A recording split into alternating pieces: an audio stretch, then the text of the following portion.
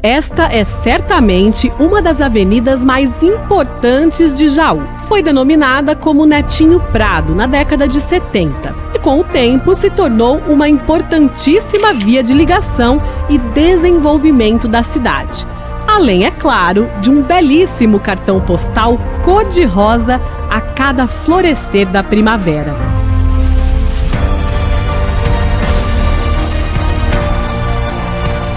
Outro destaque da Avenida Netinho Prado é o Lago do Silvério. Foi idealizado na década de 70, mas só foi colocado em prática 20 anos depois. Inicialmente era um espaço para lazer e turismo, e hoje também serve como bacia para retenção de águas pluviais. Mas quem foi Netinho Prado? E por que o nome dele está ligado à história de Jaú? É o que você confere a partir de agora em mais uma edição da série Jaú por Suas Ruas.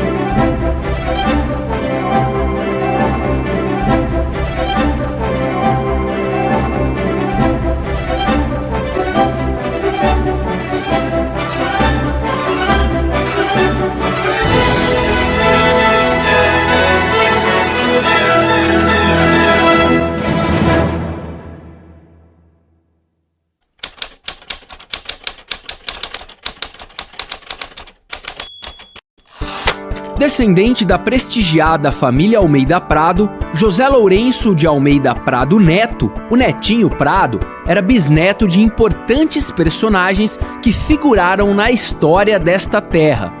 Netinho Prado era bisneto, de dois fundadores de Jaú, no lado materno de Bento Manuel Moraes Navarro e do lado paterno do tenente Lourenço Prado. Então, realmente tinha uma descendência, nobre, apesar de ter crescido pobre e enriquecido através do seu trabalho e da sua vida. Netinho nasceu em Jaú em 3 de outubro de 1903, filho de Lourenço Melo de Almeida Prado e Carmelina de Moraes Navarro, mas ficou órfão muito cedo, aos 2 anos de idade. Ele não teve mãe, A mãe dele faleceu. Morreu no parto do irmão. Do irmão? O irmão mais novo. Amilcar. Do tio Amilcar. E o tio, aí o avô da mamãe ficou viúvo e não sabia cuidar dos filhos, aí deu para uma tia, o tio Amilcar, para ficar cuidando dele e educando. E o vovô ficou com outra tia, a tia pobre. E ali ele viveu uma vida bastante dura, onde desde criança precisou trabalhar. Cresceu às próprias custas, vendeu queijo, limão pela rua na época que era pobre. E com um poder muito grande, da sua simpatia, alegria, ele conquistava muitas pessoas. E aí ele percebeu que tinha uma facilidade em vendas. E ele partiu então para vender vários produtos durante a vida, como mesmo o seguro, que na época era uma novidade, o seguro de vida, o seguro imobiliário e tudo mais. Depois ele começou a trabalhar com fertilizantes. Também era um negócio que demorou a pegar, porque as pessoas achavam que a terra roxa era inesgotável em termos de qualidade para fazer frente para a plantação. O talento para negócios e a influência do sobrenome também fizeram de Netinho Prado um grande exportador de café de uma prestigiada empresa à época, a Figueiredo Lima. O pai dele tinha um amigo que era do tempo deles, lá de São Paulo, né? Meu bisavô, né, muito bem relacionado, ele tinha tido uma vida cômoda, né?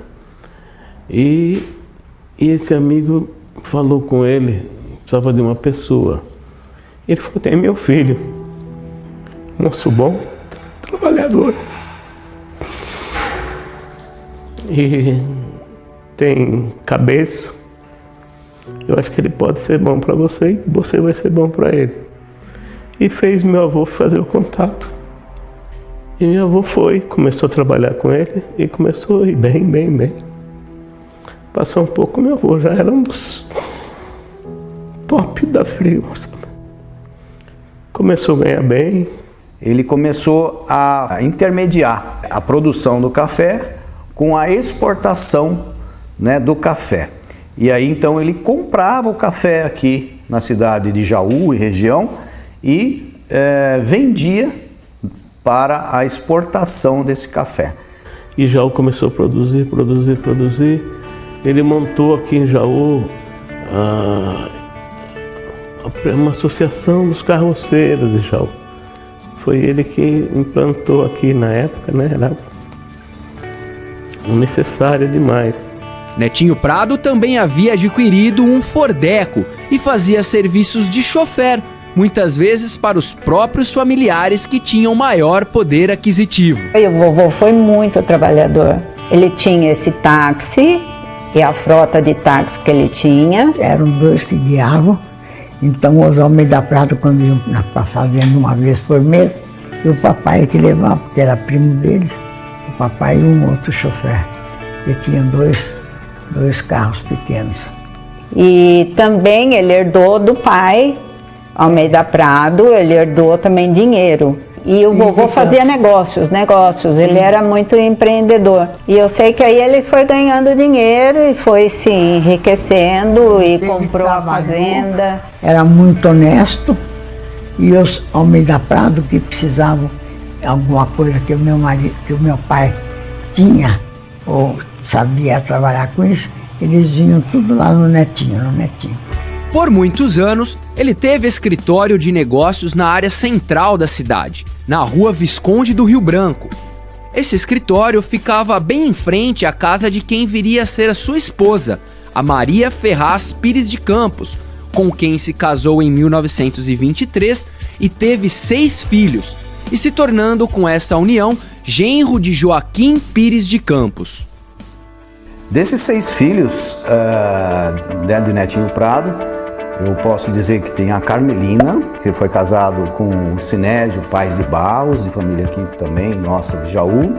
Né? Tivemos também a Zenaide, que casou com Antônio Lira, que é pai do Milton Lira, do Tonico Lira, que também são bem conhecidos aqui da nossa cidade.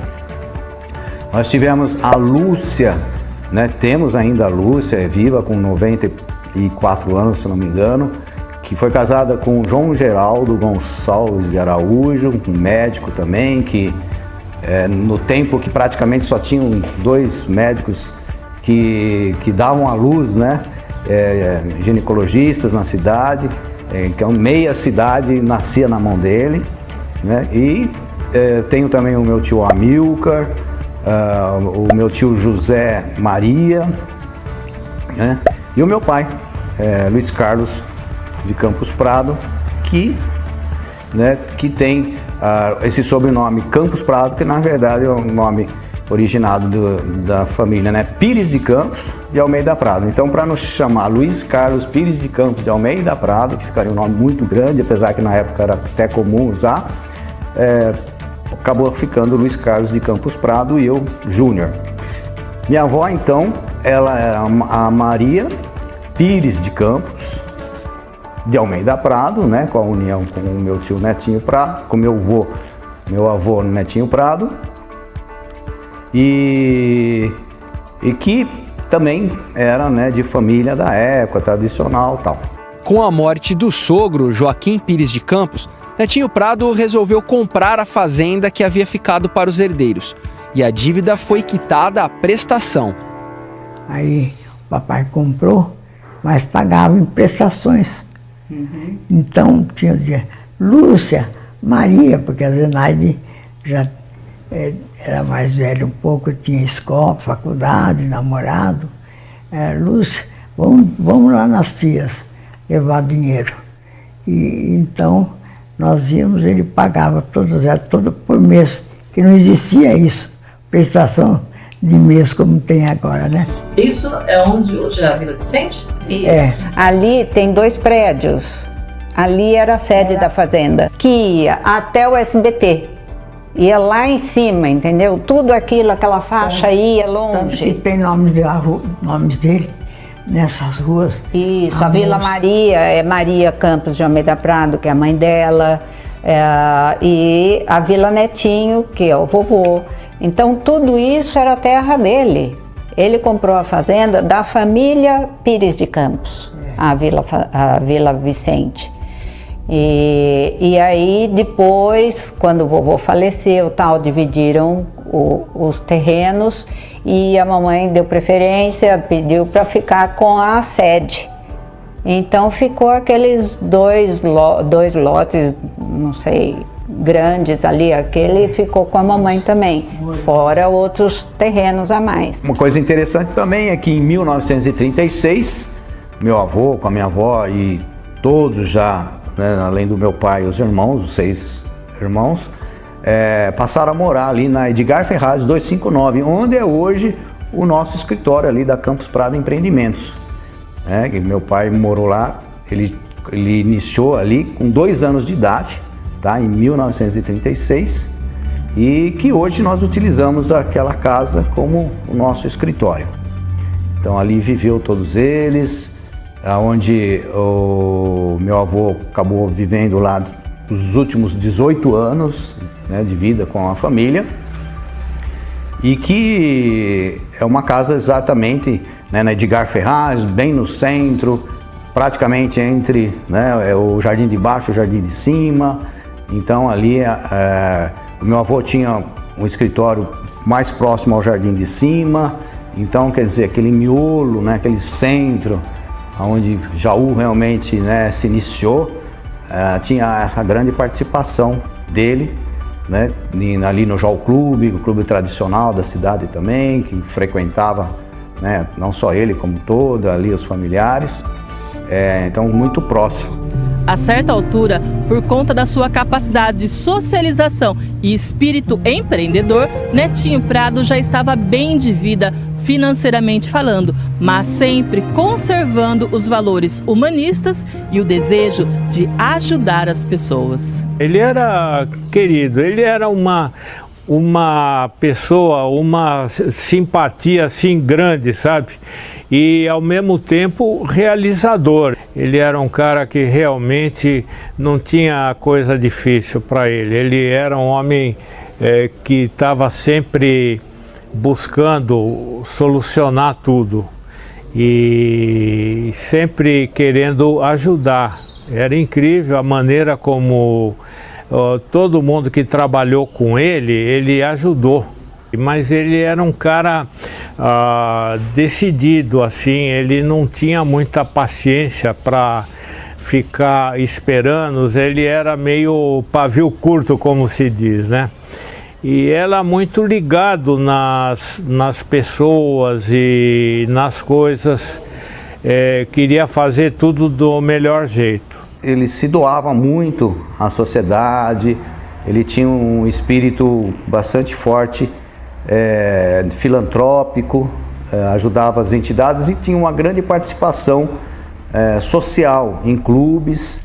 Foi um dos fundadores também da Associação Comercial, né, de Jaú, né, o fato dele também ser bastante comunicativo, isso fazia com que tivesse muitos amigos. Todos os filhos de Netinho Prado foram educados com autoridade e, ao mesmo tempo, seguindo as tendências inovadoras da época.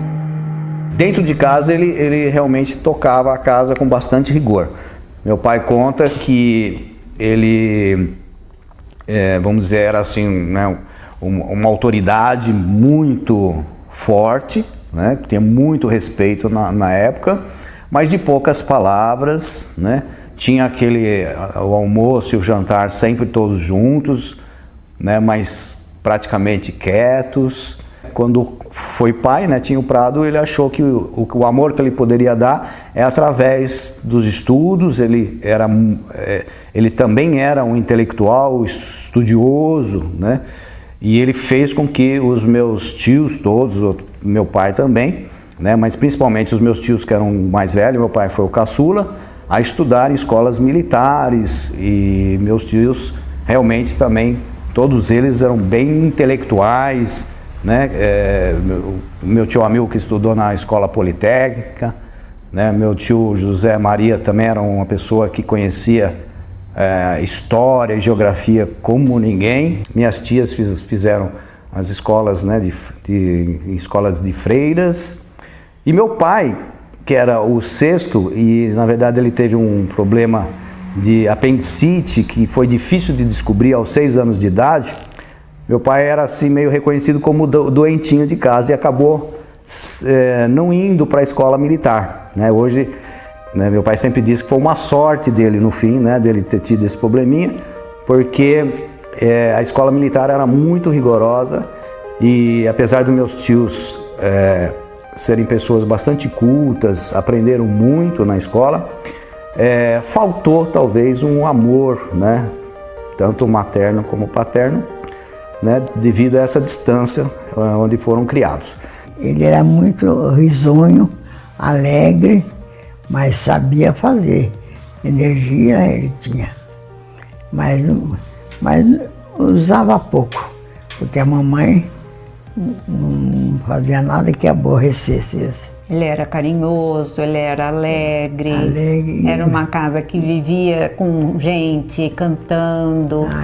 A tia Zenaide aprendeu a tocar piano. Piano com a tia Prise Campos, com a tia Conceição. Isso, então ela tocava e a mamãe cantava. A mamãe naquela época, em 1953, gravou um disco. Acho que antes até, porque ela tinha 15, 16 anos, ela foi para Bauru com o vovô para gravar, gravou 3, 4 discos, né? Para aquela época era inusitado, né? Uma coisa muito diferente. Mas eu era muito acanhada. Sempre. Muito acanhada. O pai da senhora, então, ele incentivava tanto Sim. os meninos como as meninas. Sim, a música, Sim. as coisas inovadoras. Ele era bem inovador.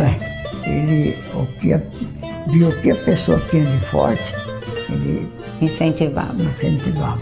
E o que a senhora cantava? Eu cantava. Minha vida era um palco iluminado, eu vestida de dourado, palavras perdidas, ilusões, cheio dos risos falsos, da alegria, andei cantando a minha fantasia. E ela tinha uma ligação muito forte com o vovô. pai dela. No João Clube, o papai era sócio, então nós íamos na matinê de carnaval, depois ele vinha ali, nos chamava, nós tomávamos o Guaraná, que ele conheceu naquela época. E eu sei que, mas sempre com ele junto. Mas ele também ficava com os amigos, né? Mas os amigos e primos, ele tinha bastante. Quando surgiu a calça comprida, isso minha prima estava me falando ontem. Que teve um baile de carnaval que as mulheres iam de calça comprida e ele achou super inovador e já pediu para minha avó para colocar calça comprida nas filhas. Isso eu achei bem interessante, a Ucha que estava me contando, que era vestido, elas iam de fantasia nos bailes de carnaval e de repente as moças estavam de calça comprida e era um super inovador. Aí ele falou: põe a calça comprida nas filhas. Então ele tinha uma visão de futuro bem bacana, sabe? Bem inovador mesmo. O Netinho Prado foi meu avô. Eu convivi com ele os primeiros 9 anos da minha vida, assim, com experiências singulares. Na verdade, quando eu vinha até Jaú, que eu não morava aqui, eu saía com ele para ir para fazenda e coisas desse tipo, né? Depois nós ficamos uma época em Ubatuba, onde eu aprendi com ele a ver as estrelas, as coordenadas, o Cruzeiro do Sul. Ele era um homem extremamente ligado com a parte de ciência, embora não tivesse aquela instrução toda, ele estudava muito. E também com ele eu fui conhecer os melhores restaurantes em São Paulo. Ele me levou para conhecer o restaurante Brahma na época e o Mapping. E em Santos, onde eu morava, ele me levou ele ia sempre para lá, me levou também para conhecer restaurantes. Eu fui um pouco companheiro dele na época das viagens dele, né? Netinho Prado era o oposto, por assim dizer, da tradicional família Almeida Prado, que desde que chegou a Jaú e dona de grandes posses e fazendas de café, dominou por anos o Partido Conservador, do qual o bisavô dele, o tenente Lourenço Prado, foi o seu fundador. Mas Netinho estava longe de ser conservador, tanto que era conhecido como o Netinho Comunista. Era amigo do professor, arquiteto e simpatizante do comunismo Oscar Niemeyer, e um grande admirador de Luiz Carlos Prestes, que era uma das personalidades políticas de esquerda mais conhecidas do Brasil durante o século XX. Aí o papai era comunista. E isso ele acabou sendo um diferencial dele como um Almeida Prado, porque a maioria, né, dos parentes, eles eram conservadores na época, né? Eles vinham, né, de famílias que tinham essa diferença de pensamento. O meu avô tinha muita ligação no Rio de Janeiro, e lá que ficava o núcleo do Partido Comunista. O círculo de relacionamento dele era de pessoas bem famosas. Ele foi amigo do Oscar Niemeyer, porque uma época ele pertenceu ao Partido Comunista. O saudoso Luiz Carlos de Campos Prado, filho de Netinho Prado, disse ao escritor Hamilton Chaves, no livro Dos Farrapos à Urna Eletrônica, que politicamente Netinho Prado foi um dissidente de seus familiares. Não aceitava as discriminações de ordem social, econômica e racial, que na época eram acentuadas em Jaú. E foi a convite de Luiz Carlos Prestes que Netinho Prado se aventurou na política. Após ingressar no Partido Comunista, ele se candidatou a deputado estadual, concorrendo às eleições de 1947. Só que aqui em Jaú, ele não tinha eleitorado, porque entre os parentes todos eram pessoas aplicadas no agronegócio, na época de café, que tinha uma expressão muito forte no mundo. Ele não conseguiu se eleger, entendeu? Mas ele não teve dúvida, não, era o que ele queria, era o que ele acreditava na evolução, de que, pelo que minha mãe me dizia, ele era comunista no sentido de que deixasse os outros crescerem também, né? Talvez até pela própria vida dele ter tido uma oportunidade de ter crescido, sabe? Ele achava que os outros também deveriam ter. Netinho teria sofrido, segundo o depoimento de seu filho, violentas pressões por parte dos conservadores e reacionários, inclusive da igreja. E o resultado nas urnas não tinha como ser diferente. Ele obteve apenas 147 votos, enquanto que o prefeito Luiz Liarte foi o mais votado, com 1.523 votos em Jaú, e se tornou deputado estadual. Toda essa admiração de Netinho Prado por Luiz Carlos Prestes não lhe rendeu votos, mas ficou registrada no nome do sexto filho de Netinho e de outros descendentes. E dessa amizade entre Netinho Prado e Luiz Carlos Prestes, surgiu a ideia do sexto filho, né, do Netinho Prado, se chamar também Luiz Carlos. E eu, como neto, tem o meu nome do Luiz Carlos, né, graças a essa amizade com o Luiz Carlos Prestes do Partido Comunista. Mas os familiares contam que alguns anos depois, Netinho também teria se convencido de que, na prática, o comunismo enquanto ordem social e econômica não funcionava. Uma vez teve uma reunião de jovens na Rússia e o papai comprou passagem e tudo e deixou o Luiz Carlos, foi sozinho. Com os estudantes, foi e voltou e falou: ai, papai, não é isso que o senhor pensa, é diferente, papai, porque era uma festa de jovens, e falou, o comunismo não é bem isso que o senhor pensa, o pessoal reclama disso. Foi aí que ele se desencantou do comunismo. Foi. E aí ele viu que ele queria, assim, que todos tivessem acesso a tudo, né? O lado poético, né? E aí veio o tio Luiz Carlos com a experiência que ele teve fora. E aí viu que não era isso que o meu avô tinha de ilusão sobre o partido. Netinho Prado morreu em Jaú em 3 de junho de 1954, após um infarto fulminante e aos 51 anos de idade. Seus restos mortais estão depositados aqui, no cemitério Ana Rosa de Paula.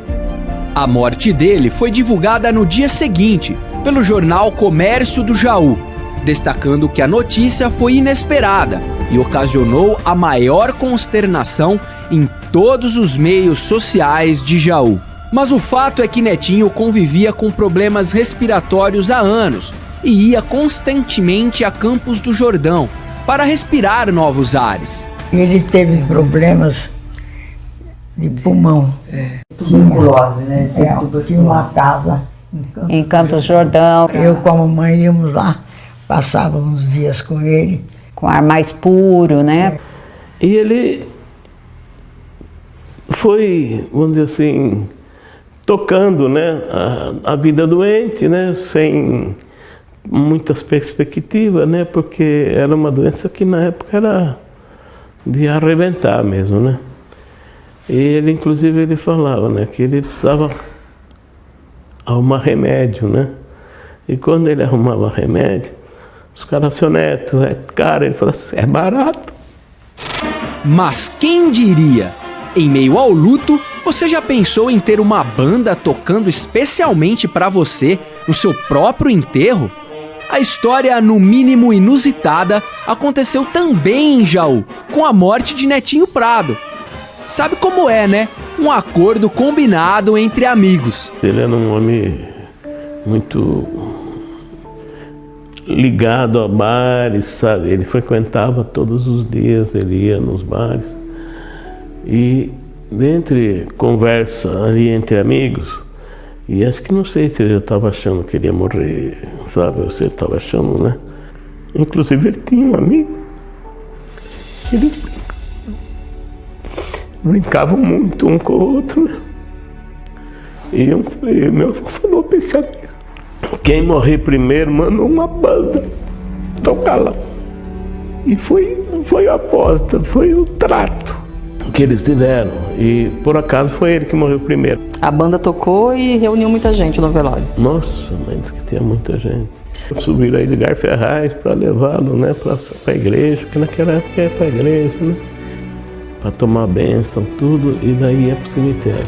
E ficou marcado isso na época, né, para todo mundo, né, porque ele era muito conhecido. E a banda tocando, né, e aí foi, minha mãe sempre falava, né, que foi emocionante demais.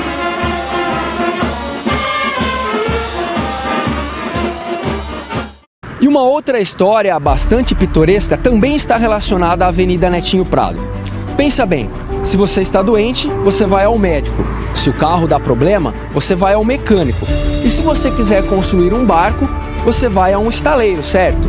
Mas não aqui em Jaú. A casaria de um sofisticado navio foi construída aqui, na Avenida Netinho Prado, onde hoje funcionam estabelecimentos comerciais. A construção dessa casaria ultrapassou uma década e a população até achava se tratar de uma loucura. uma invencionice fadada ao fracasso. Tudo começou em 1995 e gerou muitas oportunidades de emprego na cidade. Depois de mais de uma década, a embarcação ficou pronta. Foi preciso demolir parte do barracão para tirar o navio de lá.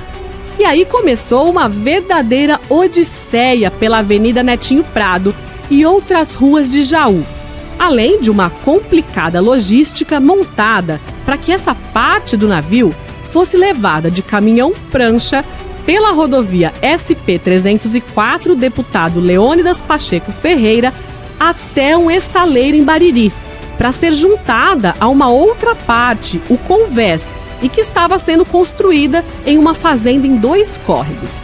E claro, o episódio durou 2 dias e chamou muita atenção, atraindo os curiosos. Foi uma manobra homérica, lunática, vamos falar lunática, né? Porque nunca tinha sido feito nesse porte, né? E ninguém nem acreditava. Sem falar a curiosidade que gerou tudo isso. Gerou. Veio acompanhando um barco, imagina um barco desse navegando, indo por terra, né? Hoje nem seria possível tirar ele inteiro da água e pôr ele no caminhão e transportar sem cortar ele, né? Foi tudo projetado, né? Sincronizado. Mas na hora surgem imprevistos, né? Teve que fazer uma força-tarefa entre polícia, batedor, CPFL, prefeitura que foi podando árvore porque impediu a avenida, impediu o trânsito. Então uma manobra dessa, depois que você começa, não pode abortar. Aí o que tiver do caminho tem que ir derrubando. Foi derrubando poste, foi tirando fio, foi tirando árvore, teve que ir, né? O próprio prédio. Foi um marco, quem viu jamais vai esquecer, né? Imagina, você tirar, pôr no meio da avenida, tá, e agora? Para o trânsito para sempre, para as coisas. Não, tem que. Ou vai ou racha. Dentro do barracão tinha uma extensão que ligava, acendia a casaria toda. Né? Falava, isso é um barco, tá aqui, é um barco, só não tem o casco. E tudo isso teria sido motivado também por uma espécie de aposta, uma competição. Desta vez entre 2 empresários de 2 córregos. O senhor Eolo Vicentini, do ramo de componentes de calçados, e o senhor Renan Ferro, do ramo de materiais de construção. Ele queria um barco familiar, né? Um barco que fosse maior do que o do Renan Ferro. Porque era uma aposta? O que era isso? Os 2 eram amigos, né? Amigos, com aquela coisa de compadre, né? E o Renan Ferro começou a construção na chácara dele, que é próximo, né? E o seu Eolo também começou junto, né? Ambos com seus projetistas e tal, mas começaram relativamente juntos ali, a construção. O navio era considerado de alto nível e produzido com matéria-prima de qualidade.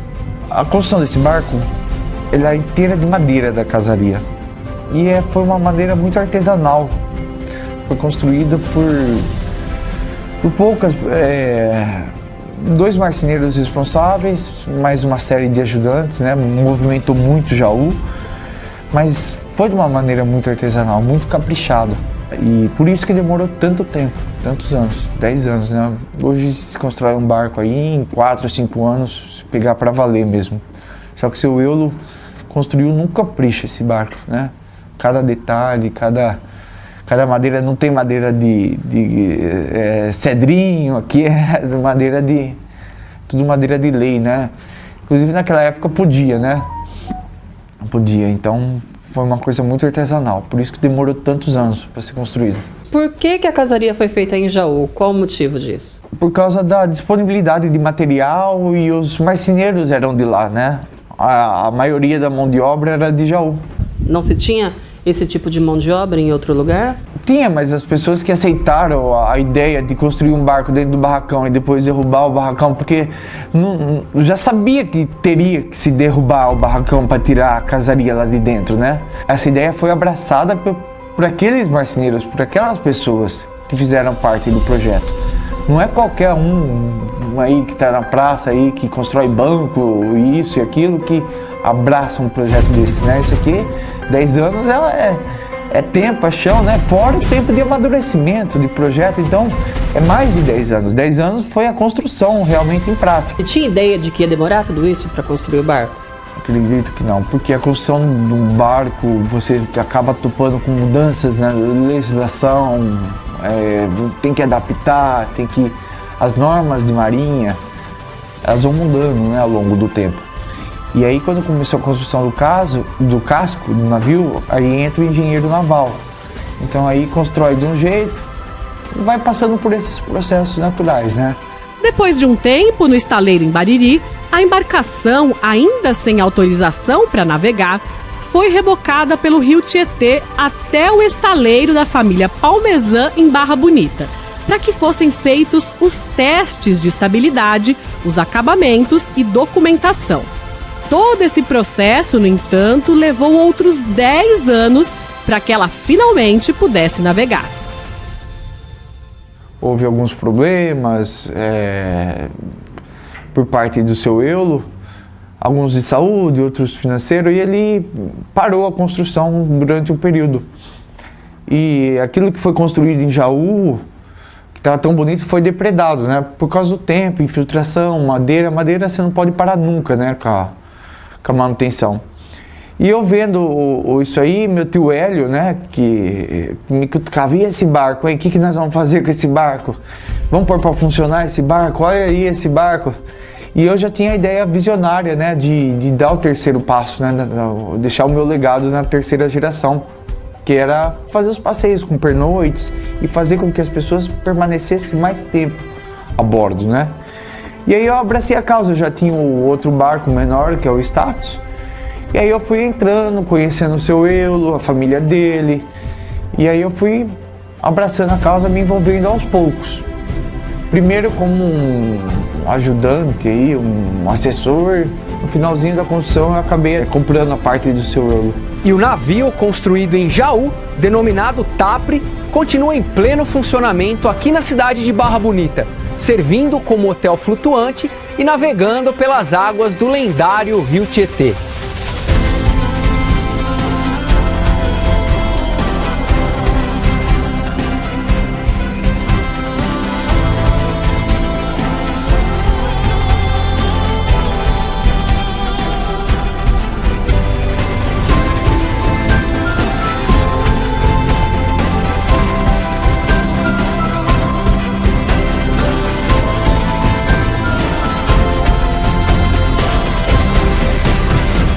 Já se foram praticamente 70 anos da morte de Netinho Prado, mas o seu legado está eternizado na história de Jaú, inclusive emprestando seu nome para uma importante via aqui da cidade, com mais de 2 quilômetros de extensão.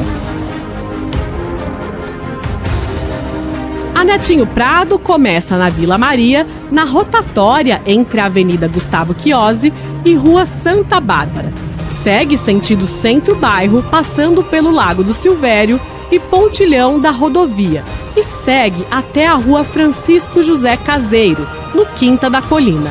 Ela é responsável por ligar o centro da cidade àquela região, passando por pelo menos 8 bairros, entre eles a Vila Maria, Jardim Maria Cibele, Jardim Campos Prado, Ibirapuera, Vila Netinho Prado, Jardim São Francisco e Jardim Carolina. Até então, não se tinha nenhuma ligação pela Zona Norte com a rodovia Comandante João Ribeiro de Barros. Quem daquela área quisesse entrar ou sair de Jaú tinha acesso pela área urbana, somente pelas avenidas Frederico Ozanam e Ana Claudina.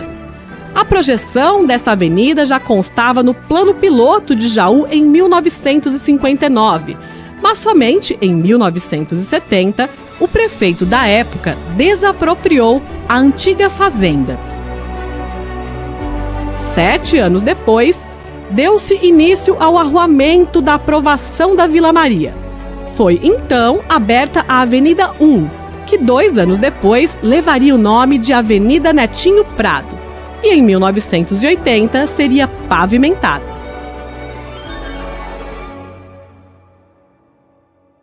Ali era uma área realmente da fazenda, né, que eles tinham da época, Então surgiu o bairro Netinho Prado, a Avenida Netinho Prado. Na época eu lembro que quando iniciou a Vila Maria, era um bairro até relativamente distante. A cidade ela terminava ali onde hoje é a fundação, né, o museu da cidade.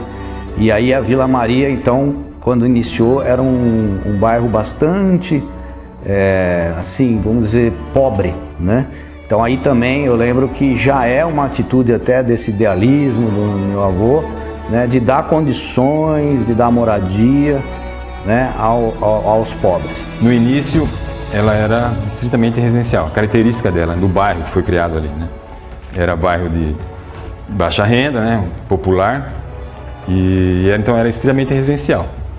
E com o passar do tempo, por ter esse acesso à rodovia, ela acabou se tornando um espaço de serviço e comércio. Tanto que uma pesquisa que a gente fez por conta da revisão do plano diretor, o município foi dividido em corredores.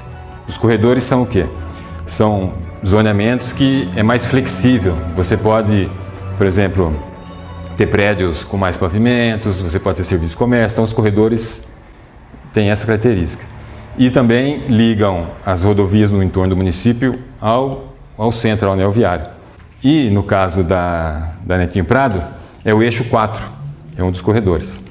E depois, até para ter uma olhada aqui, no levantamento que a gente fez para esse trabalho, que foi em 2019, então a gente classificou todo o uso ao longo de toda a Netinho Prado. O que a gente constatou? Que a parte residencial, que era o início dela, que basicamente eram residências, com o passar do tempo foi sendo substituída por serviço e comércio.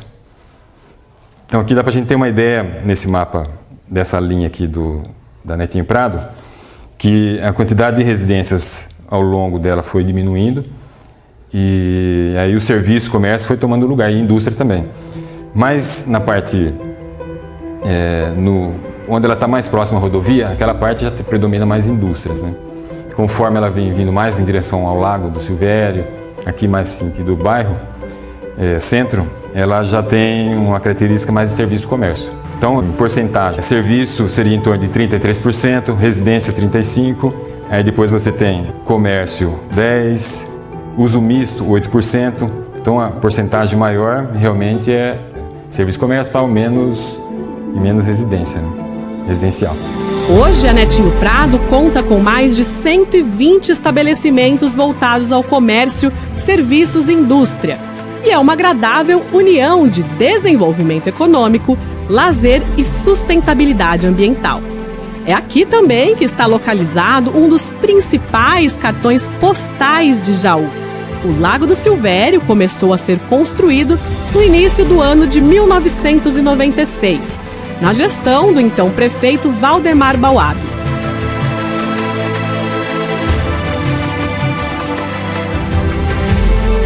E foi rapidamente concluído e inaugurado em setembro daquele mesmo ano. O nome foi escolhido em homenagem ao pedreiro Silvério Costa, que abriu mão da casa onde morava na região para que o lago saísse do papel. Ao longo dos anos, a existência do lago virou notícia em diversas ocasiões. No passado, o local chegou a contar com pedalinhos e até competições náuticas, mas infelizmente também foi cenário de tragédias causadas por afogamento. Com o passar do tempo e após receber obras de macrodrenagem, o lago ganhou uma nova finalidade. Virou um grande piscinão responsável por conter o volume de água do córrego dos Pires. Mais recentemente, em 2023, o espaço recebeu nova iluminação e o seu entorno passou por uma revitalização completa, voltando assim a ser ponto de encontro da população jauense quando o assunto é lazer, esporte e recreação. Para a família, o nome Netinho Prado, emprestado a uma importante avenida de Jaú, é motivo de orgulho e sinal de reconhecimento. O fato, né, de hoje nós termos aí o nome dele num bairro, numa avenida, é bastante interessante devido justamente a essa vida que ele teve, das pessoas poderem saber, né, da existência de um homem que realmente lutou, trabalhou né, em bem não só próprio, mas também para toda a comunidade. Então isso faz com que não só, né, hoje, nesse momento, a gente está falando sobre ele, como as pessoas, né, que moram nesses bairros, moram nessa cidade, saibam da existência, né, de um homem que naquela época, né, eu digo naquela época porque ele viveu em 1903 a 1954, ou seja, né, na primeira metade do século passado. Então, a cidade ainda, acredito, que tinha menos de 50 mil habitantes, era uma cidade que tinha alguns homens que realmente ajudaram o grande desenvolvimento, porque Jaú era uma das maiores cidades do interior de São Paulo, né? E isso com certeza passou pela época da áurea, né, do café, e o meu avô foi um dos grandes contribuidores, né, no sentido que ele comprava o café e levava para Santos para ser exportado. Então é bastante interessante isso, né, das pessoas saberem da nossa história, que com certeza passa pelo Netinho Prado. Acho que foi muito merecido, não é porque era ele, porque ele também, ele era um homem muito progressista.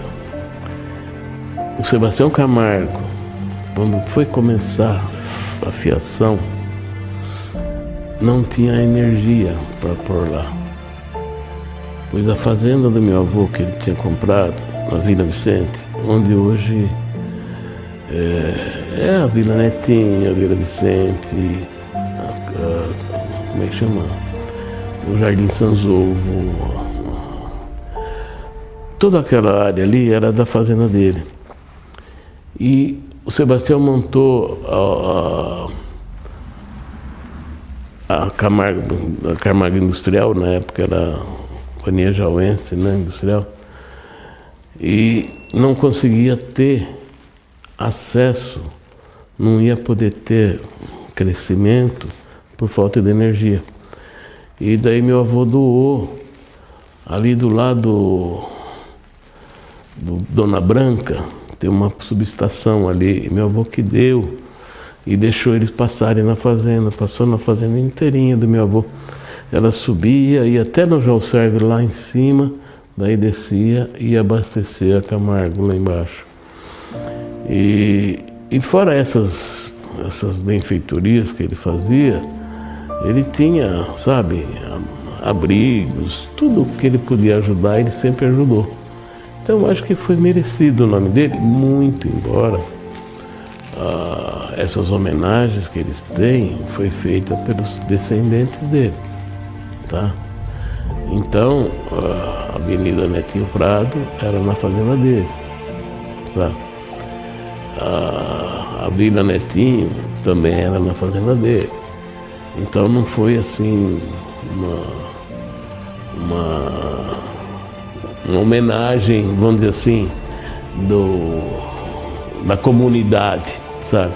Mas foi uma homenagem que foi feita para ele, dos descendentes dele, sabe? Então acho que é mais do que justo, porque não tirou de ninguém, a não ser dele, a chance, né, de deixar o nome dele marcado, né, pelo menos para que alguém falasse, porque quem era ele? Se for ver na história, vão achar os valores que ele teve, né, e por que ele foi homenageado, né, por todos e aprovado pelo município, né, tá certo? E Netinho Prado era isso, era uma pessoa realmente ligada, né, a esse gosto de viver com as pessoas, de ver o progresso das pessoas.